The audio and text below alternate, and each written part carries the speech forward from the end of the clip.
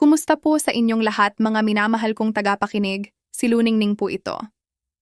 Ngayon ay sama-sama nating tuklasin ang isang paksa na maaaring ikagulat ng marami at maging salungat sa mga itinuro sa atin mula pagkabata. Sa tradisyonal na pananaw ng mga Asyano, ang kasipagan, tiyaga, lalo na sa mga kababaihan, ay itinuturing na isang katangiang dapat ipagmalaki.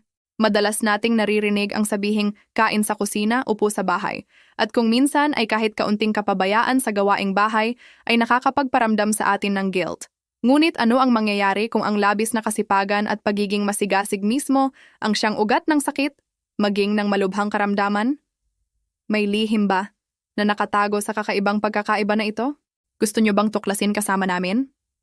Dr. Feliciano, sa inyong maraming taon ng pagpapagamot, napansin niyo po ba ang isang nakakatakot na batas? Na ang mga kababaihang pinakasipag at pinakamalinis ay siyang madalas magkasakit ng malubha. Samantalang ang mga mukhang medyo tamad, hindi gaanong strikto sa gawaing bahay, ay mas malusog at mas matagal mabuhay. Ito ay parang hindi ka panipaniwala, salungat sa ating nakasanayan, hindi po ba? Totoo po iyan, Luningning, at sa lahat ng tagapakinig. Isa ngang kabalintunaan na nasaksihan ko ng maraming beses sa aking propesyon. Maraming pasyenteng may cancer at malulubhang sakit. Kapag tinanong ko ang kanilang pamumuhay, napansin kong karamihan ay mga kababaihang sobrang sipag, mahilig maglinis, at inuuna ang gawaing bahay at pag-aalaga sa pamilya. Sa kabilang banda, ang mga medyo maluwag sa gawaing bahay, hindi masyadong perpekto sa kalinisan, ay madalas na mas malakas ang katawan at mas matagal mabuhay.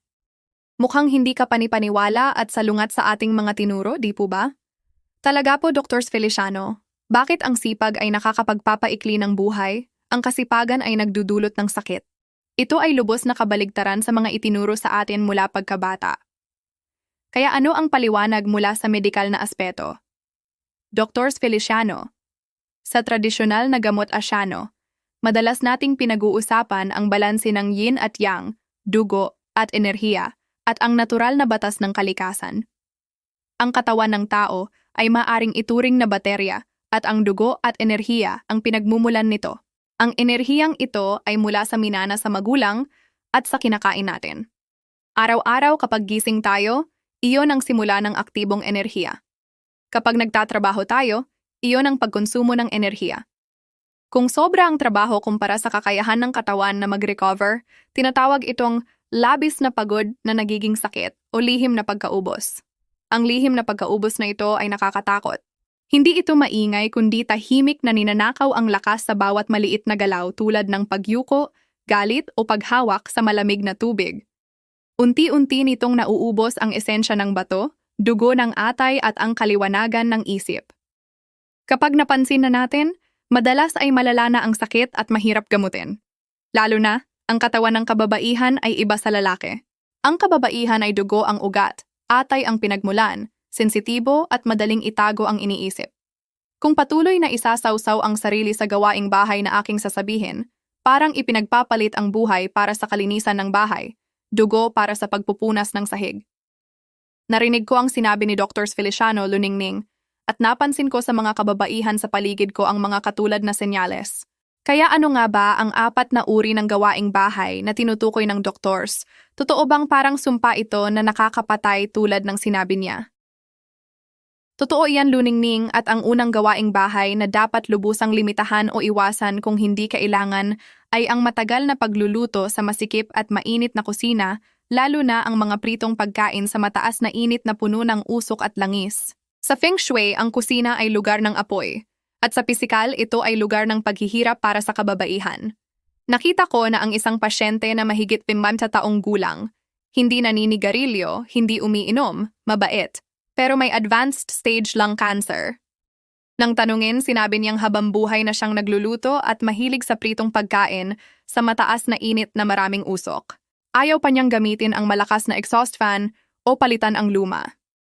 Kung ang kaalamang ito ay kapakipakinabang at nais niyong magpatuloy kasama namin sa pagtuklas ng sikreto ng malusog na buhay, huwag mag-atubiling i-click ang subscribe button sa channel ngayon din. At mag-iwan ng komento sa ibaba para malaman ko kung kayo rin ay nakaramdam na ng hirap sa usok ng kusina pero hindi alam ang solusyon. Alam niyo ba? Ang baga ang namamahala sa hangin at paghinga, Ito ay organ na sensitibo at madaling masira. Ang baga ay parang payong na nagpoprotekta sa iba pang organ. Pinakakinatatakutan nito ang tuyot, init at maruming hangin. Kapag nagprito kayo, ang usok ng langis ay may lason at mainit na hangin, may benzopyrene at iba pang carcinogens, mas mapanganib pa sa second-hand smoke. Kahit may exhaust fan, bahagi pa rin ng usok ang nananatili at ang humihinga nito ay ang inyong baga. Ito ay tinatawag na apoy na sumisira sa metal dahil ang baga ay metal. Sobrang apoy ay matutunaw ito. Kung araw-araw kayong 3 oras sa kusina, ibig sabihin ay humihinga kayo ng lason sa loob ng 3 oras. Maraming kababaihan ang nag-aalaga sa kagandahan, namimili ng mamahaling cosmetics pero nakakalimutan na sa tradisyonal na gamot. Ang baga ang namamahala sa balat at buhok. Kapag malakas ang enerhiya ng baga, maganda at malakas ang depensa ng balat. Kapag nasira ito ng usok at langis, ang kakayahan nitong ipamahagi ang sustansya ay bababa. Kahit mamahaling cream ang ipahid, mahirap itong masipsip, parang tuyong lupa na hindi nakakabit ng tubig. Ang pasyenteng may lung cancer, na nabanggit ko, ang mukha niya ay maputla at may dark spots sa pisngi. Iyan ang klasikong senyales ng tuyong baga at dugo na natitipon. Sinabi ko sa kanya na ang mukha niyang iyon ay dahil sa kusina at ang paggamit ng libu-libong halaga ng cream laban sa usok na daan-daang degree ay isang masamang negosyo. Bukod dito, ang pagluluto ay nakakasira hindi lang sa baga kundi sa puso rin. Sa tag-init, ang kusina ay parang pugon. Pagkatapos magluto ay uhaw na uhaw at pawisan, at ang pawis ay likido ng puso. Sobrang pawis ay nangangahulugan ng pagkaubos ng dugo ng puso. Kapag patuloy, ang puso at baga ay humihina na nagdudulot ng maputlang mukha at dark spots na tinatawag na mukha ng tiyahin na maputla. Ito ay senyales ng pagkaubos ng enerhiya at dugo. Kaya huwag isipin na ang pagluluto para sa buong pamilya ay malaking ambag. Maaaring ito ay sobrang pagkonsumo ng enerhiya ng inyong baga at dugo ng puso. May mga pagkakataon bang naitanong niyo sa sarili kung ang sakripisyong ito ay tahimik na ninanakaw ang inyong lakas at ganda? Kung kailangan talagang magluto sa inyong pamilya, gumamit ng pinakamagandang exhaust fan o ibahagi ang gawain, huwag mag-isa. Ang kababaihang gustong maganda at malusog, unang hakbang ay iwasan ang pritong pagkain at usok ng langis. Hindi iyon katamaran, iyon ay pagprotekta sa balat, baga, at buhay. Nakakakilabot pakinggan Dr. Feliciano. Naniniwala si Luningning na maraming kababaihan ang mag-iisip ulit tungkol sa kanilang gawi sa kusina. Ano naman po ang pangalawang gawaing bahay na mapanganib na ibabahagi ni Doctors? Ang pangalawang gawaing bahay na pinakamahalaga at aking diin ay ang paggamit ng malamig na tubig sa paghuhugas ng damit, gulay, lalo na sa taglamig. Kahit tag-init, inirerekomenda ko ang maligamgam na tubig para sa kababaihan. Dahil ang lamig ay ugat ng lahat ng sakit. Kapag hinawakan ko ang pulso at ito ay mahina at malamig ang kamay at paa, alam kong madalas itong nakikipag-ugnayan sa malamig na tubig. Tandaan nyo, ang matris ng kababaihan, sa tradisyonal na gamot ay tinatawag na bahay bata, ang pinakakinatatakutan sa lamig. Kapag matagal ang kamay sa malamig na tubig, ang lamig ay sumusunod sa mga daanan, patungo sa mga organ. Sa kalikasan, sa taglamig ang tubig ay nagyeyelo at nagtatago ang lahat. Ang dugo natin ay likido rin, kapag lumamig ay namumuo. Ito ay tinatawag na pagtatakip ng dugo. Naalala niyo ba sa pelikulang aksyon kung ano ang kinatatakutan ng mga mandirigma? Kapag pawisan at biglang tinamaan ng hangin o malamig na tubig. Ang gawaing bahay ng kababaihan ay pagkonsumo rin ng enerhiya. Pawisan ng katawan, bukas ang mga pores. Sa mismong sandaling iyon, bigla mong isinubo ang kamay sa malamig na tubig para maghugas. Ang lamig ay direktang papasok. Ito ay sumusunod sa dulo ng daliri patungo sa loob. Hindi agad lumalabas kundi nagtatago sa pinakalamig at maruming lugar sa katawan ng kababaihan, ang bahay bata. Ang lamig ay nagpapatigil at nagkukurot. Kapag naipon ito sa matris, ang mainit na dugo ay tatakip at hindi makadaloy. Iyon ang sanhi ng pagtatakip. Bawat buwan sa regla, ang dugong iyon ay hindi lumalabas ng maayos kaya sumasakit. Ang sakit ay parang tusok o pagkukurot at nawawala kapag pinainit dahil ang init ay nakakapagpabago ng lamig. Sa paglipas ng panahon, ang mga namuong dugo ay lalaki at magiging myoma o ovarian cyst. Marami sa inyo ang nakakakita sa sarili sa larawang iyon, di ba?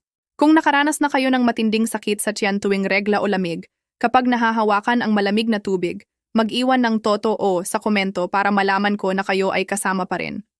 Maaari niyong ipaoperahan ang bukol, pero ang ugat ng lamig ay nananatili at makakahanap ng ibang lugar. Nakita ko na ang maraming kaso ng pagputol ng myoma, tapos cyst naman, cyst tapos lymph nodes, hanggang sa kailangan pang tanggalin ang buong matris na nagiging parang nalantang bulaklak. Nakakaiyak, di ba? Tayo ba ay kusang sumisira sa ating ganda at buhay dahil sa maling kasipagan? Dr. Feliciano, saan ba nagmumula ang mga tahimik na pinsalang ito na nagsisimula sa maliliit na gawain sa bahay? Malamang ito ay dahil hindi natin napoprotektahan ng tama ang ating katawan. Halimbawa, ang pagkakadikit sa malamig na tubig kapag naghuhugas. Naalala ko ang isang matandang babae sa probinsya na mahigit 60 taong gulang. Ang mga daliri niya ay deformed na at hindi maunat o maikot. Ito ay malubhang rheumatoid arthritis. Sinabi niya noong bata pa siya, sa panahon ng panganganak at walang tumutulong, siya mismo ang naghugas ng lampin sa malamig na ilog. Akala niya dahil bata pa ay walang epekto, pero unti-unti nang namamanhid ang mga kamay. Sa 50 taong gulang, nagsimulang deform ang mga daliri at hanggang ngayon ay hindi siya makatulog dahil sa sakit ng buto tuwing gabi. Ito ang kaso ng lamig at pamamaga na nakapasok sa buto. Kapag ang sanhi mula sa lamig at kahalumigmigan ay malalim na sa buto, ito ay nauubos ang positibong enerhiya. Ang kababaihan ay mas mahina na ang positibong enerhiya kaysa lalaki. Kung patuloy nagagamit ng malamig na tubig na pumapatay sa enerhiyang iyon, ito ay kusang pagsira sa kalusugan at pagpapaikli ng buhay. Kaya kung may dishwasher o washing machine, gamitin ito. Kung talagang kailangan maghugas ng kamay, magsuot ng guwantes at gumamit ng maligamgam na tubig. Hindi ito kahinaan kundi paraan ng pagprotekta sa kalusugan at buhay. Kung sa tingin nyo ay kailangan niyong baguhin ang gawing ito para maprotektahan ang inyong mga kamay at kalusugan, mag-iwan ng protekta sa komento. Gusto kong basahin ang inyong mga kwento. Nakakaiyak talaga. Ano naman ang iba pang gawaing paglilinis sa bahay tulad ng pagpupunas ng sahig, may negatibong epekto ba, doctors? Ang ikatlong uri at marahil ang pinakatahimik, pero nakakapinsala ay ang sobrang paglilinis at pagkukumpas sa sahig habang nakaluhod. Sa ngayon, uso ang minimalism at sobrang paglilinis. Maraming kababaihan ang nanonood ng videos at nagiging motivated. Araw-araw ay nakakuba sa sahig, naglilinis hanggang sa mga bitak, o nagtitupi ng damit na parang tofu, inaayos ang lahat ng perpekto. Gusto kong bigyang diin na ito ay trabahong nakakapagod sa katawan. Sa tradisyonal na gamot may sabi, matagal na tayo nakakapinsala sa buto, matagal na lakad nakakapinsala sa litid. Kapag nakakuba sa sahig, ang tuhod ay nakakadanas ng maraming beses na presyon kumpara sa timbang. Kapag nakayuko, ang lower back ay nakakaramdam ng malaking pull. May mahalagang daanan sa likod na tinatawag na bladder meridian. Ito ang pinakamalaking daanan para sa detox. Kapag araw-araw kayong nakayuko, hinahatak niyo ang daanang ito kaya nahihirapan ang daloy ng dugo at enerhiya. Bukod pa, ang biglang tayo pagkatapos ng matagal na pagkukuba ay nakakapagpaikot ng ulo. Senyales ng kulang na dugo sa utak. Higit sa lahat, ang sobrang pagiging malinis na ito ay nakakasira sa espiritu. Kung hindi kayang tiisin ang kaunting alikabok, ang isip ay laging tense. Kahit bahagyang magulo ang bahay, ay nagiging balisa at mainitin ang ulo. Ito ay nagdudulot ng pagkaipit ng enerhiya sa atay. Sa tradisyonal na gamot, ang atay ang namamahala sa daloy ng dugo at emosyon. Kapag naipit, maaaring magdulot ng breast lumps o thyroid problems. Noong nakaraan, nagamot ako ng pasyente na sobrang OC sa kalinisan. Ang sahig niya ay sobrang linis na kahit nakayapak ay walang dumikit na alikabok. Pero nang dumating sa akin, nagrereklamo siya ng walang tulog, maputla at madilim ang mukha. Senyales ng humina ang atay at bato. Pinayuhan ko siyang hayaang magulo ng kaunti ang bahay, marumi ang sahig, magkalat ang damit. Pero hindi niya magawa dahil kung hindi malinis, balisa siya. Ito ay isang uri ng sakit. Ang ganitong gawain ay hindi lang nakakapagod sa katawan, kundi nakakauubos sa isip. Ang tao ay nabubuhay sa hininga at enerhiya. Kung nauubos ang lahat sa paghabol sa bawat butil ng alikabok, gaano pa ang natitira para sa mga organo? Sa tradisyonal na gamot, ang bato ay nag-iimbak ng esensya na siyang baterya ng buhay na minana sa magulang. Ang enerhiya sa bateryang iyon ay limitado. Kapag sobra ang pagod, lalo na sa pagkukumpas, pagbubuhat, pagyuko, nasasaktan ang lower back na siyang tahanan ng bato. Kapag nasira ang bahaging iyon, tumatagas ang enerhiya ng bato. Nakita ko na maraming masisipag na may bahay na sa 40-50 taong gulang ay nagbabago na ang postura, baluktot ang likod at hirap maglakad. Iyon ay dahil humina na ang enerhiya ng bato at hindi na kayang suportahan ng buto. Pwede ring magkaroon ng herniated disc. May pasyente akong araw-araw nagpupunas ng 3 beses, 45 pa lang ay may herniated disc na at kailangan ng operasyon. Nang nakahiga sa ospital, umiiyak siya at sinabi, "Doctors, nakikita ko pa rin ang alikabok sa kisame. Gusto kong tumayo at punasan, pero hindi na ako makagalaw." Sinabi ko sa kanya na iyon ang demonyo sa isip niya. Ipinagpalit niya ang buhay niya sa sahig. Ngayong malinis na ang sahig, sino ang makakakita? Hindi naman naging mas mahal ng asawa niya ang sahig. Nakita lang niyang walang katulong at kailangan pang magbayad para alagaan siya. Ang bahay ay para tirhan, hindi para maging showroom. Akala natin para sa pamilya pero sa huli ay sarili ang nasasaktan. May pagkakataon bang naramdaman niyong mag-isa kayo sa sariling bahay na inyong nilinis? Kapag medyo magulo at may buhay, mas mabuti pa para sa kalusugan. Alam kong mahirap baguhin ang gawi. Kung nararamdaman niyo na gusto niyong simulan ang pagiging hindi perpekto para mabuhay ng mas malusog, mag-iwan ng simulan sa komento. Gusto kong basahin ang inyong mga kwento. Talagang kahanga-hanga na ang paglilinis sa bahay ay maaaring magdulot ng malubhang pinsala.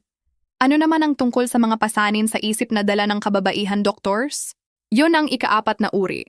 At ang pinakamadalas na hindi napapansin, ang pagkarga ng lahat ng emosyonal na basura ng pamilya. Ito ay parang invisible na gawaing bahay.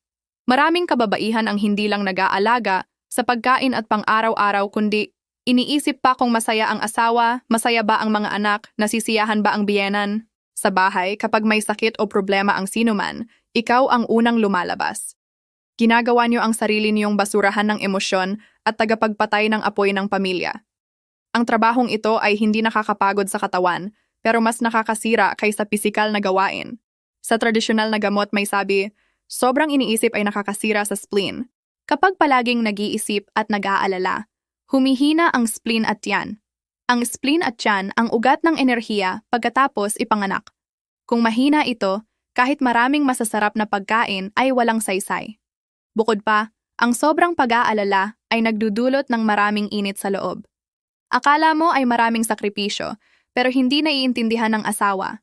Hindi sumusunod ang anak. Sa loob ay puno ng sama ng loob at hinanakit na pinipigilan. Ito ay pagkaipit ng enerhiya sa atay na nagiging apoy. Ang apoy na ito ay sumisira sa likido at nagiging mainitin ang ulo, madaling magalit at pawisan. Nakita ko na maraming kababaihan na ganito. Lahat ay inialay sa pamilya. Sa huli ay nagkasakit. Ang asawa ay nagrereklamo na masama ang ugali at mabilis tumanda. Naniniwala ako na maraming nakikinig ngayon ang makikita ang sarili. Kung kayo rin ay madalas mag-alala ng sobra, mag-iwan ng naintindihan sa komento para sama-sama nating ibahagi.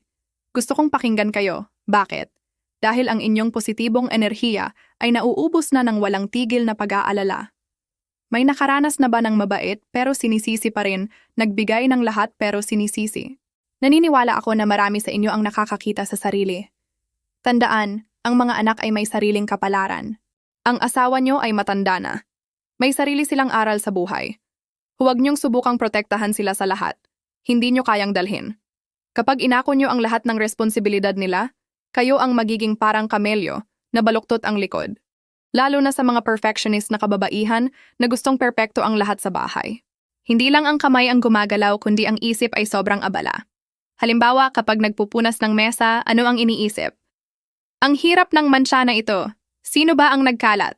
Galit na galit. Kung hindi ako, sino? Dala nyo ang galit at inis habang nagtatrabaho.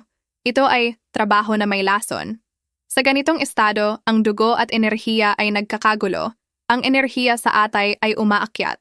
Ang ganitong trabaho ay mas nakakapinsala ng 10 beses kaysa masayang pagtakbo. Sa tradisyonal na gamot, may 7 emosyon na nagdudulot ng sakit. Galit sa atay, sobrang saya sa puso, sobrang iniisip sa spleen, kalungkutan sa baga, takot sa bato. Kapag nagtatrabaho sa bahay na may kasamang sama ng loob, galit at inis, ang mga lason na emosyonal ay sumusunod sa daloy ng dugo. Kung saan ito natitipon, doon nagkakasakit. Sa suso ay bukol, sa matris ay cyst, sa thyroid ay pamamaga. Nagamot ako ng isang guro na sobrang galing. Magaling sa lahat ng gawain sa bahay. Sa huli ay nagkaroon ng breast cancer. Sa pagpapagamot, kalahati ng oras ay ginugol sa pagpapagamot ng isip. Posible bang ang pagiging magaling at masipag ay talim ng kutsilyo na tahimik na sumisira sa kanyang kalusugan? Sinabi ko ng diretsyo, kung hindi siya matutong bumitaw at matutong maging tamad ng kaunti, hindi siya malulunasan ng gamot ko dahil patuloy na gumagawa ng laso ng kanyang isip. Matagal na akong nagsasalita pero hindi ko sinasabi na maging tamad at tamad na kumain. Gusto kong turuan kayo na magtago at mag-ingat. Sa klasikal na teksto, ang taglamig ay panahon ng pagtago. Sa buong buhay ng kababaihan, kailangang matutong magtago at mag-ingat sa sariling esensya. Huwag basta-basta itong sayangin. Pansinin niyo ang mga matatandang mahaba ang buhay. Sila ay malawak ang isip, hindi masyadong nakikialam. Ang maruming sahig ay parang hindi nakikita. Kapag nagrereklamo ang asawa, parang hindi naririnig. Araw-araw ay masaya at naliligo sa araw. Iyon ang pagpapalakas ng positibong enerhiya. Sa modernong lipunan, sobrang bigat ang pasanin sa kababaihan. Kumita, alagaan ang pamilya, maging maganda, at asikasuhin ang bahay. Kung hindi nyo kayang mahabag sa sarili at hindi kayo aatras sa mga maliliit na gawain, walang makakapagligtas sa inyo. Simula ngayon, gusto kong maging masungit kayo ng kaunti. Ang sahig ay kaya namang punasan tuwing 3 araw. Bumili na lang ng robot vacuum. Iyan ang liwanag ng teknolohiya na ginawa para iligtas kayo. Ang pagkain, kung minsan ay mag-order na lang o utusan ng asawa sa kusina. Kahit masama ang luto niya, iyon ang kanyang ambag. Kayo naman ang mag-e-enjoy at purihin siya imbes na pagalitan habang nagpapaliwanag. Ang damit na pwedeng i-machine wash, huwag hugasan ng kamay. Dr. Feliciano, balik tayo sa gawaing bahay. Totoo bang kung lahat ay inaako, walang ibang tumutulong ay mas malusog at masaya? Ang pananaw na iyan ay mali at nakakapinsala pa. Sa tradisyonal na gamot may konsepto ng walang ginagawa pero naaayos. Ito ay pag-iingat sa enerhiya at hindi pagod ng walang saysay.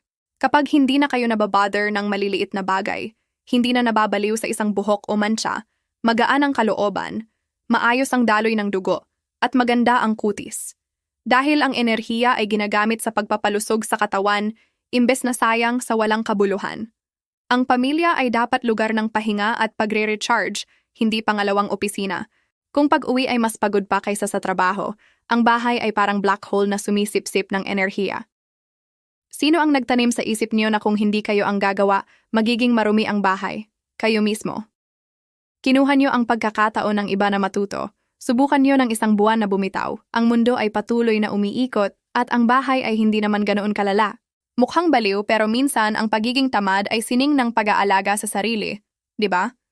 Kung handa kayong subukan ng isang buwan para makita ang milagro sa pamilya, mag-iwan ng handang subukan sa komento. Hihintayin ko ang inyong mga salita. Sa kabilang banda, ang asawa ay mapipilitang matuto at mauunawaan kayo ng higit pa. Iyon ang paraan para sila ay lumaki. Dr. Feliciano, paano naman dapat maglaan ng oras para sa sarili ang kababaihan? Dapat talagang magkaroon ng oras para sa sarili ang kababaihan. Kahit kalahating oras lang araw-araw, walang gawin, umupo lang, magpainit sa araw, magbasa o makinig sa musika. Iyon ay pag-iimpok sa bangko ng buhay. Iyon ang pag-aalaga sa espiritu. Kapag puno ang espiritu, maayos ang daloy ng dugo at enerhiya. Huwag hintayin na sa ospital na kayo magsisisi. Dahil sa buong buhay ay nasa kusina lang, asawa at anak lang, at hindi naging mabait sa sarili. Sa panahong iyon, pera o malinis na bahay ba ang makakapagligtas? Hindi. Tungkol sa pinsala at malalim na kahulugan ng sobrang gawaing bahay, na ipaliwanag ko na. Pero ang pag-alam lang sa pinsala ay hindi sapat. Maaring itanong nyo, pagkatapos ng maraming taon ng pagod, maaari pa bang mabawi? Siyempre. Ang ganda ng tradisyonal na gamot ay kahit late na, pwedeng ayusin. Basta may hininga at nais magbago, may pagkakataon ang katawan na magpagaling. Ang susunod na bahagi ay mga praktikal na tip para mapalakas nyo ang sarili sa bahay. Madali ba itong gawin ng lahat? Pakinggan po natin. Dr. Feliciano, ano po ang unang tip na ibabahagi nyo? Ang unang tip ay ang maagang pagtulog para mapalakas ang dugo. Maraming masisipag na kababaihan ay ayaw matulog hanggat hindi tapos ang lahat. Minsan nagpupunas hanggang hating gabi, naghuhugas hanggang madaling araw. Akala nila ay mas magiging kalmado. pero talaga ay pinapatay niyo ang sarili. Sa tradisyonal na gamot, kapag natutulog, ang dugo ay napupunta sa atay. Mula 11 ng gabi hanggang 3 ng madaling araw ay oras ng gallbladder at atay. Dapat lahat ng dugo ay pumunta sa atay para linisin at mag-renew. Kung gising pa kayo at nagtatrabaho, walang mapupunta sa atay. Hindi magiging epektibo ang detox, ang lason ay maiipon at magdudulot ng dark spots, panghingal, at hilo. Nagamot ako ng pasyente na puno ng dark spots sa mukha, nagastos ng daan-daang libo sa beauty clinic pero hindi nawala dahil nagmamay-ari siya ng karinderya at gising hanggang hating gabi. Pinayuhan ko lang siyang magsara ng maaga. 10:30 p.m. matulog na, walang cream. Pagkatapos ng 3 buwan, kalahati na ang nawala sa dark spots at makinis ang balat. Tinanong niya kung anong gamot iyon. Sinabi ko, iyon ay batas ng kalikasan. Naniniwala ako na maraming kababaihan ang napapalampas ang gintong tulog na ito. Kung nararamdaman niyo na gusto niyong simulan ang maagang pagtulog para mag-recover, mag-iwan ng simulan sa komento. Bawat kwento niyo ay malaking saya para sa akin at motibasyon para magpatuloy. Kaya kahit magulo ang bahay o bundok ang mga hugas, 10:30 p.m. ay itigil na. Ang tungkulin niyo ay matulog. Ito ang pagpapalakas sa dugo ng atay. Ang tulog na ito ay mas epektibo kaysa bird arch's nest o sungay ng rino. Ito ang pundasyon para sa malusog na dugo at enerhiya. Ano naman ang pangalawang tip, Dr. Feliciano? Ang pangalawang tip ay ang inuming nakakapagtaboy ng lamig at pamamaga na sobrang epektibo. Tulad ng nabanggit ko, maraming kababaihan dahil sa malamig na tubig ay nagkakaroon ng lamig sa katawan. Hindi kailangan ng mahal na gamot, bumili na lang ng matandang luya. Mas matanda at mas makapal ang balat at dilaw ang laman, mas mabuti. Huwag bumili ng murang luya. Magdagdag ng ilang pulang datiles, tanggalin ang buto dahil mainit ito. Kailangan lang natin ang benepisyo ng laman nito sa dugo at spleen. Tuwing umaga, hiwain ang 3 hanggang 5 hiwa ng matandang luya. Ilagay sa thermos kasama ang 5 hanggang 6 na pulang datiles na walang buto, pakuluan at inumin. Tandaan, umaga lang ito dapat. Sa umaga ay mas mainam ang luya kaysa ginseng. Dahil umaga ang pagsilang ng positibong enerhiya, ang mainit na tsaa ay makakatulong na itaboy ang lamig. Makakaramdam kayo ng init sa likod, pawis sa palad at maging ng kilabot. Iyon ay magandang sinyales na ang malusog na enerhiya ay nag-e-expel ng masama. May pasyente akong may sakit sa tiyan tuwing regla sa loob ng 10 taon, laging nag-i-injection ng painkiller. Pinayuhan ko siyang uminom ng tsaa na ito. Pagkatapos ng 1 taon, magaan na ang regla at hindi na malamig ang kamay at paa. Simpleng sangkap pero kailangan ng tiyaga. Huwag inumin sa gabi dahil gabi ay panahon ng pag-iipon habang ang luya ay nagpapalabas. Sa gabi, ang luya ay parang lason na nakakabalisa. Sa tradisyonal na gamot, mahalaga ang tamang oras. Mali ang oras, gamot ay lason. Tama ang oras, lason ay gamot. Gusto niyo bang malaman kung paano gamitin ng tama ang mga halaman ng walang pinsala? Samahan niyo kami sa susunod na tip. Naniniwala ako na ang mga simpleng sangkap ay may malalaking benepisyo, di ba? Kung gusto niyong simulan bukas ng umaga, mag-iwan ng BTU simulan sa komento. Ano naman ang pangatlong tip, Dr. Feliciano? Ang pangatlong tip para sa mga abalang may bahay ay isang paa na nakatayo o golden rooster stands alone. Maraming nagreklamo na walang oras o pera para sa gym. Ang galaw na ito ay pwedeng gawin sa bahay habang naghihintay ng kumukulong tubig, nanonood ng TV o naghihilamos. Simple lang, ipikit ang mata, tumayo sa isang paa, ang mga kamay ay nakakawala o nakakrus sa dibdib. Bakit ipikit? Kapag bukas ang mata, ang paningin ang nagbabalanse. Kapag nakapikit, ang isip ang gumagabay. Bakit isang paa? Kapag nakatayo sa isang paa, lahat ng konsentrasyon at enerhiya ay napupunta sa talampakan. Sa tradisyonal na gamot, ang sobrang aktibo sa itaas at walang laman sa ibaba ay hindi malusog. Ang malusog ay walang laman sa itaas at puno sa ibaba. Sa ngayon, sobrang iniisip at gumagamit ng utak, ang dugo ay nasa ulo na nagdudulot ng high blood, insomnia, sakit ng ulo, samantalang malamig ang paa at mahina ang bato. Ang galaw na ito ay pinipilit na hilahin pababa ang enerhiya patungo sa Yongquan Point sa talampakan at sa meridian ng bato. Ito ay pagbabalik ng dugo sa pinagmulan. Sa una ay ilang segundo lang at natutumba. Normal iyon, senyales ng baradong daanan. Magtiyaga ng ilang minuto araw-araw. Kapag kaya ng nakapikit at matatag sa loob ng 2 minuto, congrats! Malakas na ang enerhiya ng bato. Mapapabuti ang tulog, mawawala ang lamig sa paa, cramps at problema sa regla.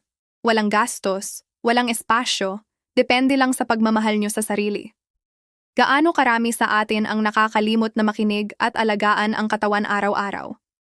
Naniniwala ako na oras na para maglaan ng kaunting panahon para sa sarili. Kung sa tingin nyo ay madali at praktikal ang ehersisyo, mag-iwan ng sang-ayon sa komento para malaman kung patuloy kayong nakikinig. At ang huling tip, Dr. Feliciano. Ang ika-4 na tip ay ang pagpindot sa buton para palabasin ang init. Madaling magalit at magdamdam ang kababaihan. Ang naipit na galit ay nagiging apoy at bukol. Ituturo ko sa inyo ang isang punto para palabasin ito. Ang Tai Chong point sa likod ng paa, sa pagitan ng malaking daliri at pangalawa. Ito ang source point ng atay meridian. Kapag galit o naiinis, pindutin ito. Karamihan sa kababaihan ay masakit kapag pinindot. Sakit ay senyales ng barado. Pindutin ng malakas hanggang mawala ang sakit, huminga ng malalim at ilabas ang lahat ng hinanakit. Isipin na ang punto ay ang asawa o anak na nakakainis at idiin ng mabuti.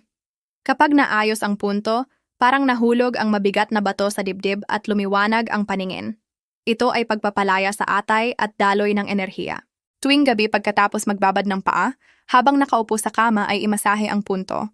Iyon ang paglilinis sa atay at pagtatapon ng emosyonal na lason. Huwag pigilin ang galit, ang pagpigil ay nagdudulot ng sakit, ang pagmamasahe ay naglalabas nito. Naniniwala ako na ito ay kapakipakinabang na sikreto para sa mga pressure na hinaharap ng kababaihan. Kung sa tingin nyo ay kailangan nyo itong subukan, mag-iwan ng Thai song sa komento.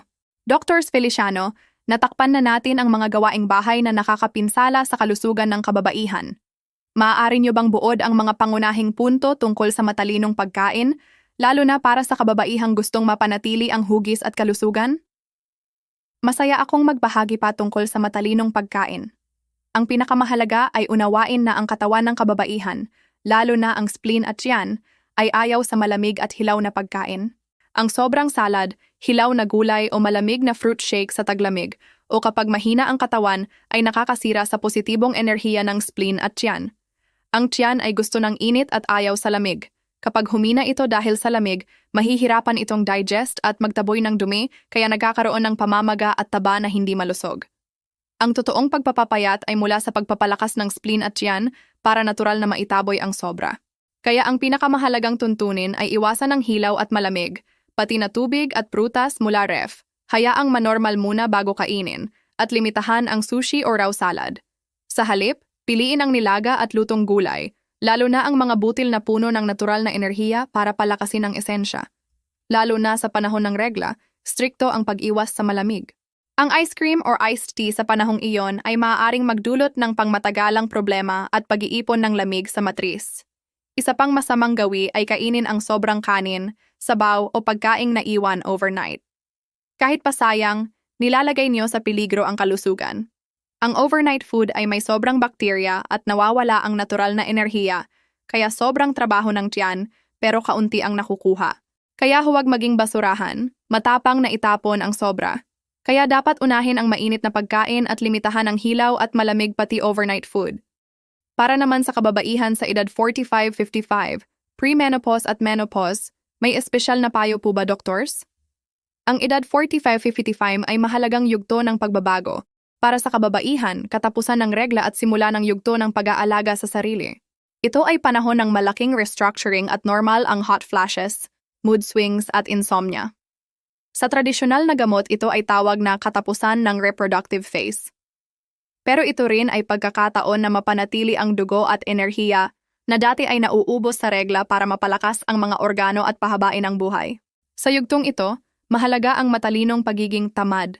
Bawasan ang gawaing bahay, bawasan ang pakikialam sa pamilya, huwag pakinggan ang reklamo ng asawa, at ibalik ang lahat ng atensyon sa sarili.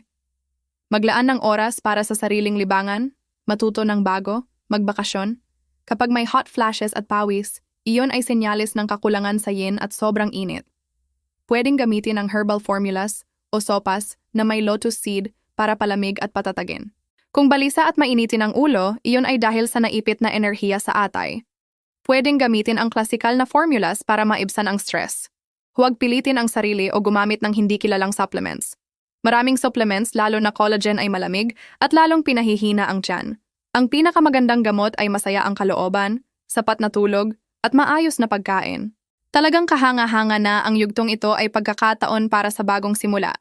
Pero paano mapupuntahan ng kababaihan ang pinakamahusay na benepisyo nito at gawing bagong simula ang mga hamon ng menopause para sa kalusugan at kaligayahan? Ano naman ang tungkol sa pag-aalaga sa apo? Malaking pasanin para sa maraming lola. Totoo iyan, Luningning. Ang pag-aalaga ng apo, lalo na ng mga lola, ay karaniwan sa Asyano. Naiintindihan ko ang pagmamahal na nagiging sanhi ng paghahandog ng kalusugan. Pero maraming panganib ito. Pagbubuhat, paghabol, at pag-aalaga sa bata ay malaking pagkonsumo sa katawan at isip, lalo na sa matatanda na maaaring magdulot ng herniated disc, sakit sa puso at high blood. Kung ang mga anak ay walang pakialam at iniiwan lahat sa lola, dapat matutong tumanggi ng mahina. Maging tapat. Halimbawa, matanda na ako, gusto ko pang maging malusog para makita si apo na nagtapos ng kolehiyo.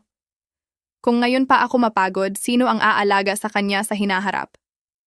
Hindi ito pagkamakasarili kundi pag-iisip ng malalim. Ang malusog na lola ay nagbibigay ng saya at magandang halimbawa. Ang mahinang lola ay nagiging pasanin at nag-iiwan ng trauma. May pagkakataon bang nasaktan kayo sa iniisip na nauubos ang inyong kalusugan dahil sa apo? Naniniwala ako na marami sa inyo ang nakakakita sa sarili. Kaya mahalaga ang pag-iingat sa sariling kalusugan na hindi dapat lampasan. Ang prinsipyong ito ng pagprotekta sa sariling kalusugan ay talagang dapat pag-isipan. Ano naman ang tungkol sa tulog? Isang mahalagang salik na nahihirapan ang maraming abalang kababaihan. Ang tulog ay sobrang importante. Ito ang pundasyon ng kalusugan. Marami ang nagsasabi na gusto nilang matulog pero hindi makatulog dahil abala pa rin ang isip. Para maayos ito, ibabahagi ko ang isang simpleng paraan para mapakalma ang isip ayon sa tradisyonal na gamot. Kapag nakahiga na pero iniisip pa rin ang trabaho at anak, ituon ang atensyon sa paghinga at sensasyon sa sakong. Maaari niyong ulitin ng tahimik. Ulo at mata malamig, paa mainit. Ito ang prinsipyo ng pakikipag-ugnayan ng puso at bato. Kapag ang init ng puso ay bumababa at ang tubig ng bato ay umaakyat, makakatulog ng mahimbing. Ang pag-iisip sa sakong ay nakakababa ng init mula sa puso. Ulitin-ulitin ito para makatulog ng madali. Bukod dito, iwasan ng lubusan ang cellphone bago matulog. Ang blue light ay nakakasira sa dugo ng atay, lalo na sa gabi. Ang pag-scroll sa dilim ay parang pag-ubos sa huling patak ng dugo. Hindi lang matatanda, pati kabataan ay may problema sa mata at likod dahil dito. Ang isang matatag na kababaihan ay may disiplina na i-off ang cellphone, ilagay ito sa sala at matulog ng maaga. Bukod sa tulog, mahalaga rin ang pag-aalaga ayon sa panahon. Sa tagsibol, lumabas at maglakad para tanggapin ang positibong enerhiya. Sa tag-init, matulog ng tanghali. Sa taglagas, uminom ng sopas na may peras para palamigin ang baga at bawasan ang usok. Sa taglamig, magpainit, iwasan ang pawis, at malamig na tubig na parang winter hibernation ng oso, matulog ng maaga at magpahinga ng husto. Sundin ang kalikasan. Tutulungan kayo ng langit. Kung lalabanan, madaling magkasakit. Kaya mula sa gawaing bahay, pagkain, hanggang sa yugto ng menopause at pag-aalaga,